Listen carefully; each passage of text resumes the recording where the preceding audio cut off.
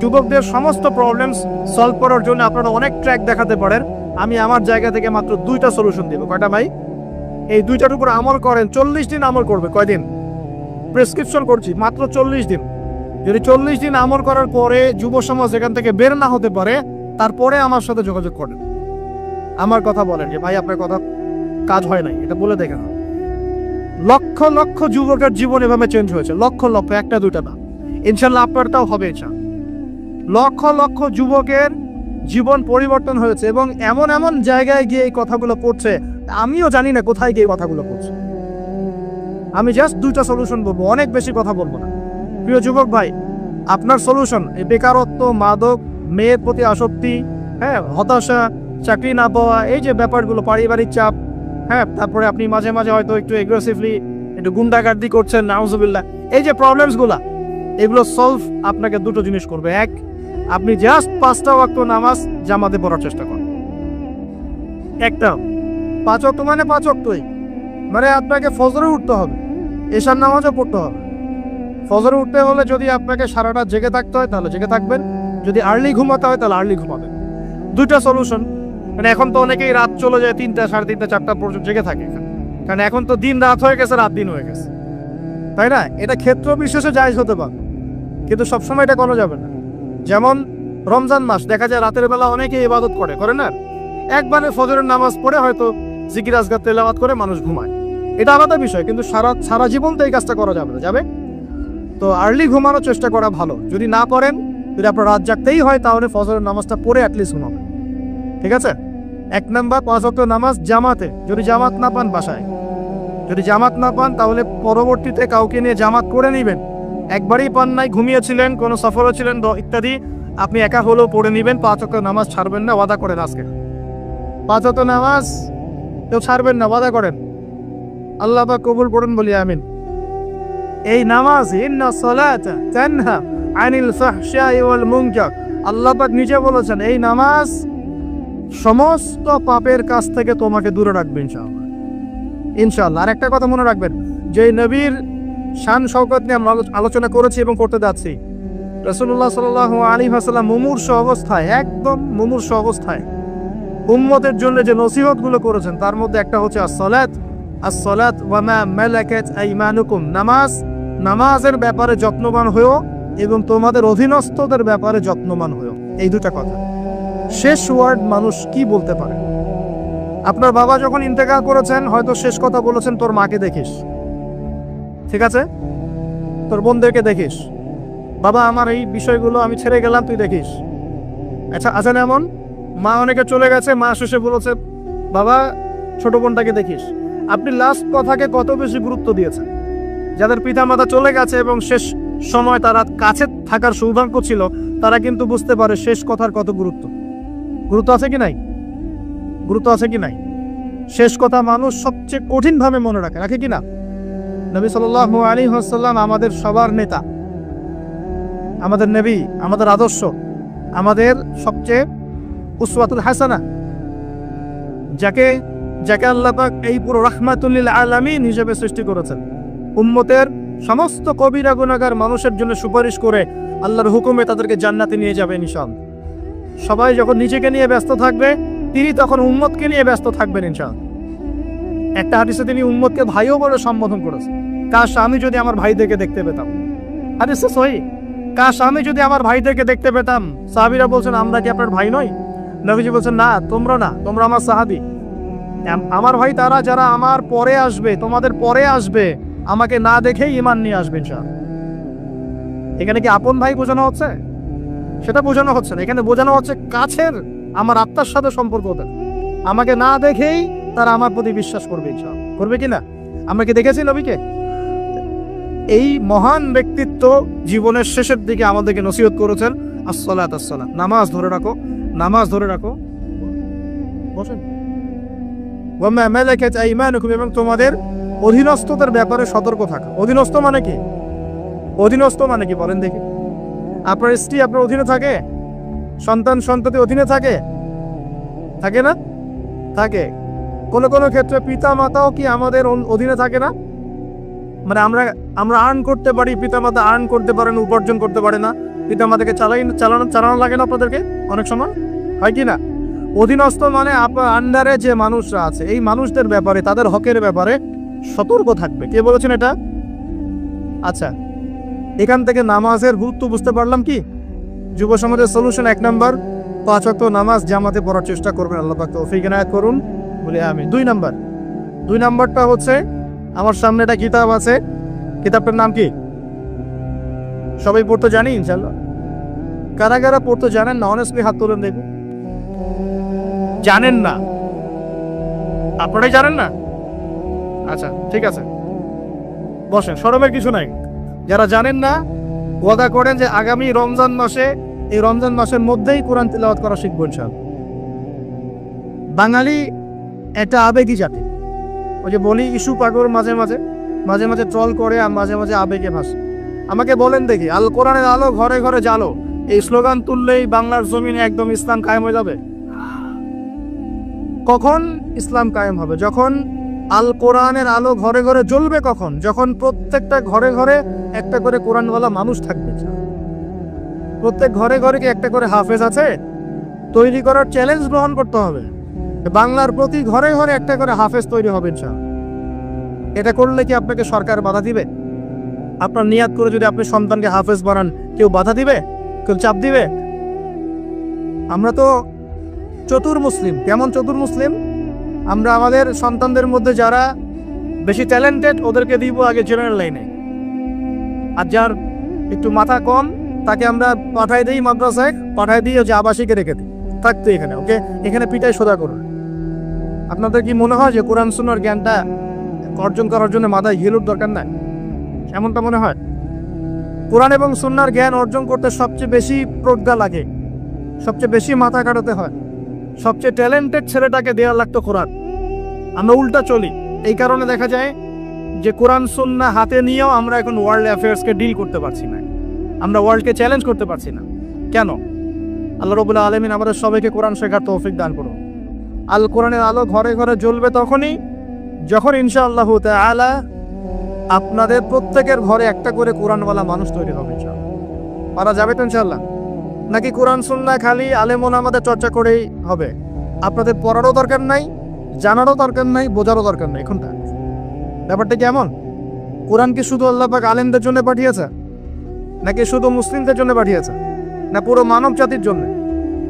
পুরো মানব জাতির জন্য আল্লাহ কোরআন পাঠিয়েছে। ওয়াদা করা যাবে ইনশাআল্লাহ যুব সমাজ? ইনশাআল্লাহ আমরা কোরআন তেলাওয়াত তো শিখবই, অর্থ বুঝবো ইনশাআল্লাহ। রাজি আছি ইনশাআল্লাহ?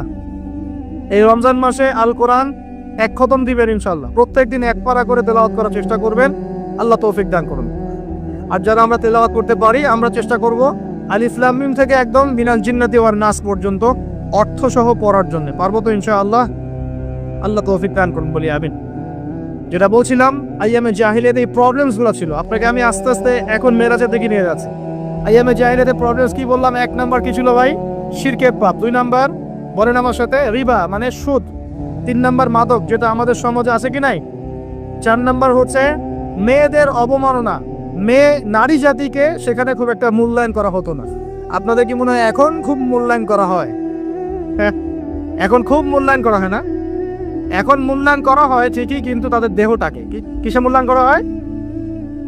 এই দেহটাকেই মূল্যায়ন করা হয়, তাদের ডিগনিটি, তাদের সম্মানকে মূল্যায়ন করা হচ্ছে না। আমরা কত বড় ভণ্ড দেখবেন, নারী অধিকারের কথা বলি কিন্তু পতিতালয়গুলোকে বন্ধ করি না। আমরা যদি সত্যি তাদেরকে ভালোবেসে থাকি, তারা যদি আমাদের সমাজের অংশ হয়, আমাদেরই কারো মা, কারো বোন, কারো আত্মীয় হয়ে থাকে, তাহলে আমরা কি আমাদের অর্থ দিয়ে তাদেরকে কর্মসংস্থানের ব্যবস্থা করে দিতে পারতাম না? কয়জন এই কাজটা করেছে? কয়জন এই কাজটা করেছে বা করার হিম্মত দেখাচ্ছে? ওদেরকে রেখেও দিবে, তাদেরকে ভোগও করবে, করে আবার ওদের অধিকারের আন্দোলনও করবে। কত বড় ভণ্ড জাতি চিন্তা করবে। আমরা একটু নিয়ত করতে পারি তো, আমরা আমাদের অর্থ সম্পদ থেকে আমরা প্রয়োজনে আমাদের পলিটিক্যাল পাওয়ার কাজে লাগিয়ে, আমাদের এখানে যারা অনেস্ট মেম্বার, চেয়ারম্যান, এমপি সাহেব থাকবে, তাদের পলিটিক্যাল পাওয়ারটাকে কাজে লাগিয়ে আমরা আমাদের এলাকাগুলোর মধ্যে সমস্ত অনৈতিক কাজগুলো বন্ধ করে দেব এবং ওই মেয়েদেরকে আমরা ভালো কোনো কর্মসংস্থানের ব্যবস্থা করে দিব। দেখবেন কোনোদিনও শেষের চাই এই পথে পা বাড়াবে না। কোনো মেয়ের কি এই কাজ করতে ভালো লাগে আপনার মনে হয়? কোনো মেয়ে চায় না যে সম্মান বিক্রি করে খেতে হোক, হয়তো পেটের দায়ে বা সামাজিক অন্ধকার জগতে পা বাড়িয়ে দালালের খপ্পরে পড়ে, বা এই যে নারী লিপ্সু কিছু পুরুষ মানুষের খপ্পরে পড়ে এই পথে চলে গেছে। এরা যদি আমাদের আত্মীয় হতো, আমাদের বংশে কেউ হতো, আমাদের কারো মা, কারো বোন, কারো স্ত্রী হতো, তাহলে কি আমরা সমাজে মুখ দেখাতে পারতাম? আমরা কি পশ্চিমা হয়ে গেলাম নাকি? পশ্চিমাদের সমাজে এগুলো জায়েজ। পশ্চিমা সমাজে একটা ছেলে বিয়ের আগে 15-20টা মেয়ের সাথে সেক্স করে, জানেন এগুলা? রিপোর্ট দেখেন, পশ্চিমা সমাজে প্রতি 6 মিনিটে একটা করে মেয়ে ধর্ষিত হয়। ফ্রি মিক্সিং পর্নোগ্রাফি ওখানে জায়েজ। $92 বিলিয়ন ব্যবসা করে এক বছরে তারা পর্ন ইন্ডাস্ট্রির মধ্য দিয়ে। রিসার্চ করে দেখেন, ওদের ওখানে সমকামিতা বৈধ, ছেলের সাথে জেনা করতে পারে না। এমনি কি ভূমিকম্প আসে? এইসব পাপের কারণেই তো আসে। আল্লাহর আযাব গজব কি এমনি আসে? এইসব কারণেই তো আসে। আর এই পাপগুলো তো আমরা এখন আমাদের সমাজে এগুলো জায়েজ করে নিচ্ছি না। ওরা সারা বিশ্বে সুদকে ছড়িয়ে দিয়েছে, ওরা ছড়িয়ে দিয়েছে। সারা বিশ্বে পর্নোগ্রাফি কারা ছড়িয়ে দিয়েছে? ওরা ছড়িয়ে দিয়েছে। সারা বিশ্বে ফ্রি মিক্সিং কারা ছড়াচ্ছে? ওরা ছড়াচ্ছে। প্রত্যেকটা সেক্টরে ফাসাদ সৃষ্টি করেছে এরা। এই জন্য বলি আমি মাঝে মাঝে যে ইয়াজুজ আর মাজুজ আছে না, দুটো প্রজাতি, এদের খাসলত চরিত্র এদের মধ্যে পাওয়া যায়। ইয়াজুজ আর মাজুজ সারা বিশ্বে ফাসাদ সৃষ্টি করবে। সূরা কাহফ পড়ে দেখেন, ইন্না ইয়াজুজ ওয়া মাজুজ মুফসিদুনা ফিল আরদ। ইয়াজুজ আর মাজুজ সারা পৃথিবীতে ফাসাদ, ফিতনা ছড়াই দিবে। এরা কি সারা পৃথিবীতে ফিতনা ছড়াই দেয় নাই? আমি কিন্তু বলছি না যে এরা ইয়াজুজ মাজুজ, আমি কিন্তু এই কথা বলি। বলছি ইয়াজুজ মাজুজের চরিত্র এদের মধ্যে পাওয়া যায়। বিশ্বের প্রত্যেকটা জায়গায় ফাসাদ সৃষ্টি করে দিয়েছে। কখন কোন দেশকে কোন দেশের সাথে লাগাই দেওয়া যাবে, কার মধ্যে ফিকশন লাগে অস্ত্র বিক্রি করা যাবে, কোথায় কোন খনি আছে দখল করা যাবে, কোথায় কোন মুসলিম আছে ওদেরকে বোম্বিং করা যাবে, কোথায় কারাগারে নিয়ে মুসলিমদেরকে টর্চার করা যাবে, শান্তিপূর্ণ মুসলিম কান্ট্রির মধ্যে কেমন করে জঙ্গি ইস্যু তৈরি করা যায়, সারাদিন এই ফিকির করে বেড়ায়। এখন সবকিছু বাদ দিয়ে এখন শিক্ষাক্ষেত্রে মাথা ঢোকানোর চেষ্টা করছে। তো এখন দেখেন, আমরা কি পশ্চিমাদের দাসত্ব করব? আমাদের সামনে কোরআন সুন্নাহ নাই। আমরা যদি আমাদের মেধা, আমাদের ঐক্য, আমাদের সম্পদকে কাজে লাগাতে পারি, ওরা আমাদের দাসত্ব করবে ইনশাআল্লাহ। আপনাদের কি মনে হয় এগুলো শুধু স্লোগান দিচ্ছে? 1150 বছর, 1200 বছর এই বিশ্বটাকে মুসলিমরা শাসন করেছে। ইতিহাস পড়ে দেখেন না একটু। রাসূল সাল্লাল্লাহু আলাইহি ওয়াসাল্লামের নবুয়ত থেকে নিয়ে, এই মক্কা বিজয় থেকে নিয়ে প্রায় 1100-1200 বছর এই বিশ্বটাকে শাসন করেছে মুসলিমরা। এই ইতিহাসগুলো মুসলিম যুবকদেরকে কারা শেখাবে, কারা বলবে, কে মনে করাই দিবে? বিগত 100 বছরে আজকে আমাদের এই অবস্থা হয়েছে। কেন হয়েছে? এই যে বললাম, আমরা তাওহীদ থেকে সরে আসছি, সুন্নাত থেকে সরে আসছি। আমরা এখন মাদকের পিছনে ছুটছি, আমরা নামাজ ছেড়ে দিয়েছি, কোরআন ছেড়ে দিয়েছি। এই যে দেখেন কতজন মানুষ হাত তুললো যে কোরআন পড়তে পারে না। অথচ সাহাবীদের যুগে মনে হয় মশাল নিয়ে একজনকে খুঁজে পাওয়া যাবে না যে কোরআন পড়তে পারে না। ওই যে আপনার আন্দালুসের একটা ঘটনা আছে, বাদশাহ মেয়ের বিয়ে দিবে, এখন সবাইকে বলেছে যে আমি মেয়ের বিয়ে দিব, ছেলে খুঁজতেছি। এখন আমি চাই যে একজন হাফেজে কোরআন ছেলের সাথে আমার মেয়ের বিয়ে দিব। যাদের ঘরে হাফেজে কোরআন ছেলে আছে সবাই রাত্রেবেলা মশাল জ্বালাবে, একটা করে মশাল জ্বালিয়ে রাখবে। আর বাচ্চা রাতের বেলা গভীর রাতে এই টাওয়ারের উপর উঠে দেখে তার রাজ্যের প্রতিটা বাসায় মশাল জ্বলছে। মানে সবাই কোরআনে হাফেজ। পরের দিন শর্ত দিল যে সবাই তো কোরআনে হাফেজ, এখন আমি কার সাথে আমার মেয়ের বিয়ে দেব? কোরআনের মুফাসসির যারা তার সাথে দেব। পরের দিন যখন উনি টাওয়ারে উঠেছেন, দেখেন যে সব ঘরে মশাল জ্বলছে। এখন সবাই কোরআনে তাফসীর করতে যান। তারপর দিন আরো কঠিন শর্ত দিয়েছে যে হাদিসের উপর গবেষণা কারা করেছে, হাদিস বেত্তা কারা। এবার কোরআন হাফেজ, তাফসীর এবং হাদিস জানে কারা। এবার দেখা গেছে অর্ধেক আলো জ্বলতেছে ঘরে, পুরো দেশের অর্ধেক আলো জ্বলতেছে। এইভাবে প্রায় 8-10টা ধাপে ধাপে তিনি জামাই সিলেক্ট করেছেন। জামাই পেতে এত কষ্ট। সবাই ভালো মানুষ, এর মধ্যে ভালো কোথায় খুঁজে বের করব? তো দেখেন, আমরা যে ইসলাম থেকে সরে আসছি, এই কারণে আজকে বিগত 100 বছরে আমাদের এই অবস্থা হয়েছে। আল্লাহ পাক আমাকে এবং আপনাদের সবাইকে 5 ওয়াক্ত নামাজি বানায় দেন, দোয়া করি। এই নবীর সুন্নতের পাবন বানিয়ে দেন, পরিপূর্ণ ইসলাম পালনের তৌফিক দান করেন, এবং পরিস্থিতি বুঝে ইসলামকে নিয়ে মধ্যম পন্থা এগিয়ে যাওয়ার তৌফিক দান করেন। এবং শৈথিল্যতাবাদীও হবেন না, চরম পন্থাও যাবেন না। এই দুটো পথই খারাপ। এগ্রেসিভলি কিছু করে কোনো লাভ নেই।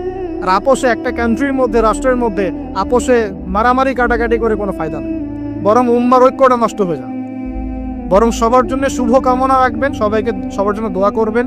কারো যদি ভুল হয় সেটাকে গঠনমূলকভাবে মন থেকে মহব্বত নিয়ে ধরে দেওয়ার চেষ্টা করতে হবে।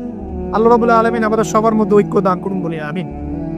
এইরকম সমস্যায় জর্জরিত সমাজে চারটা, আরেকটা প্রবলেম ছিল গোত্রীয় হানাহানি। 5টা প্রবলেম হচ্ছে: 1 শিরক, 2 নাম্বার মাদক, 3 নাম্বার সুদ, 4 নাম্বার মেয়েদের অবমাননা, আর 5 নাম্বার হচ্ছে আপনার গোত্রীয় হানাহানি, মানে মারামারি কাটাকাটি করতো তারা।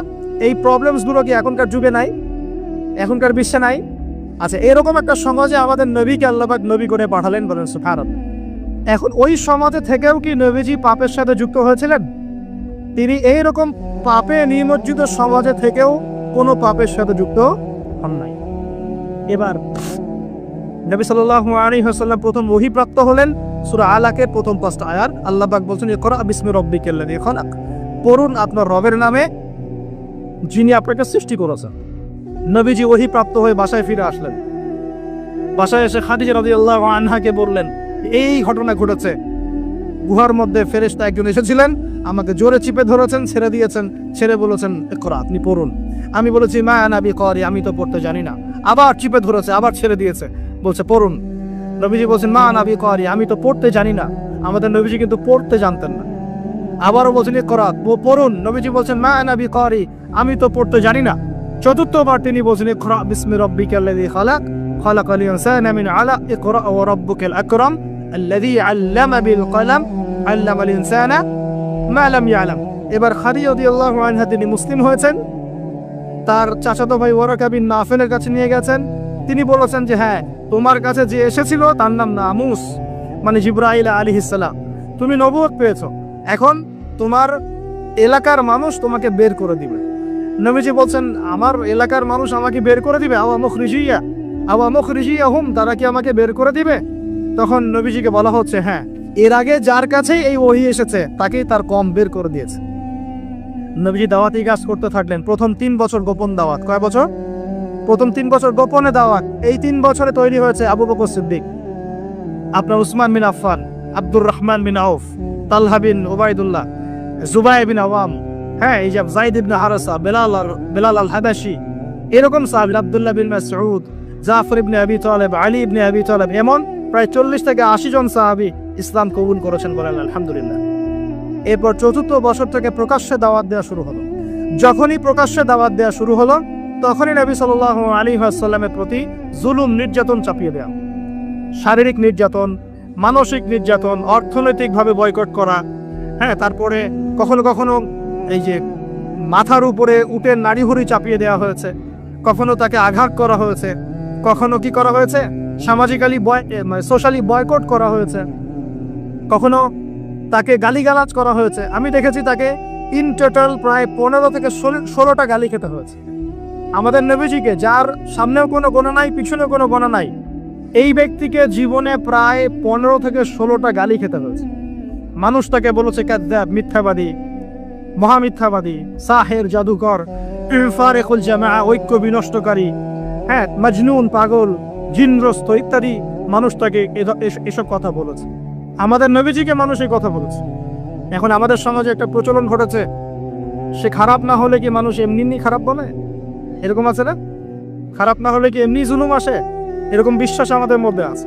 আমাদের নবীজিকে হকের উপর থাকার পরেও জীবনে প্রায় 15 থেকে 16টা গালি খেতে হয়েছে। তারপরে আমি স্টাডি করে দেখেছি, তাকে জীবনে প্রায় 14 থেকে 15 বার মানুষ হত্যা করার চেষ্টা করেছে। কতবার? 14 থেকে 15 বার। এমনকি মক্কা বিজয়ের দিন যখন তিনি কাবা ঘর তাওয়াফ করছিলেন, ওই সময় একজন ব্যক্তি ভিতরে ছুরি নিয়ে এসে তাকে মারার চেষ্টা করেছে। কি বলবেন? এখন নবী সাল্লাল্লাহু আলাইহি ওয়াসাল্লামের চেয়ে ভদ্র কোনো মানুষ আছে? নম্র হিতাকাঙ্ক্ষী কোনো মানুষ আছে? উত্তম চরিত্রের কেউ আছে? আর তার জীবনে এমন কেন হয়? উত্তর, যখন আপনি পরিপূর্ণ হকের উপর থাকবেন, তখন আপনাকে চতুর্দিক থেকে বাধা পেতে হবে। আপনার পরিবার থেকে বাধা আসবে, আপনার বন্ধু মহল থেকে বাধা আসবে, আপনার কোনো সময় দেখা যাবে স্ত্রী শত্রু হয়ে যাচ্ছে, সন্তান শত্রু হয়ে যাচ্ছে, হ্যাঁ, সমাজে আপনি চলতে যাচ্ছেন, সমাজের মানুষ আপনাকে সেভাবে গ্রহণ করছে না, আপনি আনসোশাল হয়ে যাচ্ছেন, অনেক সমস্যা হতে পারে। তবে এরপরেও কি হক ছেড়ে দেওয়া যাবে? আল্লাহ পাক সবাইকে হকের উপর থাকে তৌফিক দান করুন। এখন এইভাবে চলতে চলতে এক পর্যায়ে নির্যাতনের মাত্রা এত বেশি হলো যে সাহাবীরা নবীর কাছে এসে বলছেন, ইয়া রাসূলুল্লাহ, তাদের প্রতি বদদোয়া করেন যাতে আল্লাহ তাদেরকে ধ্বংস করে দেন।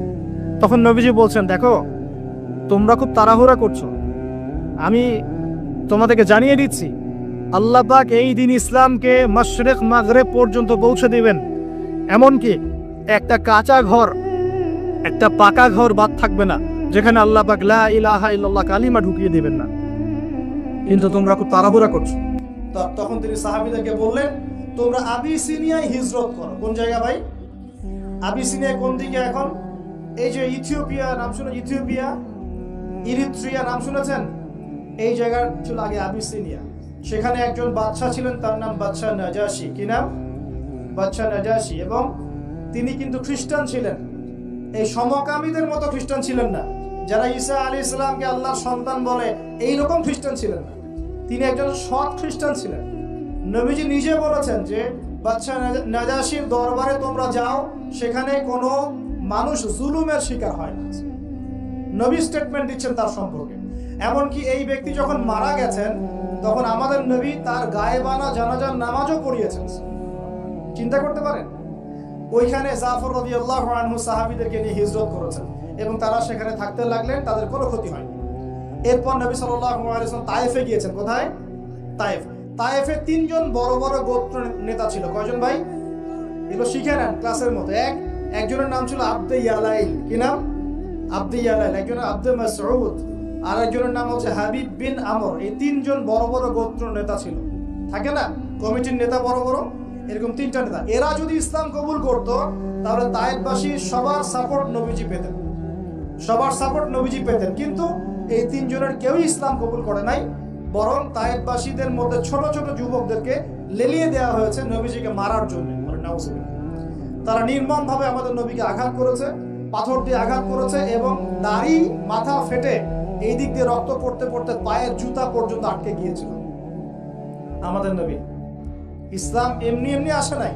আমরা তো ফ্রি ইসলাম পেয়েছি, বুঝতে পারিনি ইসলাম কেমনে আসছে। যদি বুঝতাম, সাহাবীরা তো দেখেছেন ইসলাম কিভাবে এসেছে, এই কারণে জীবন দিয়ে দিলেও ইসলাম থেকে সরতেন না।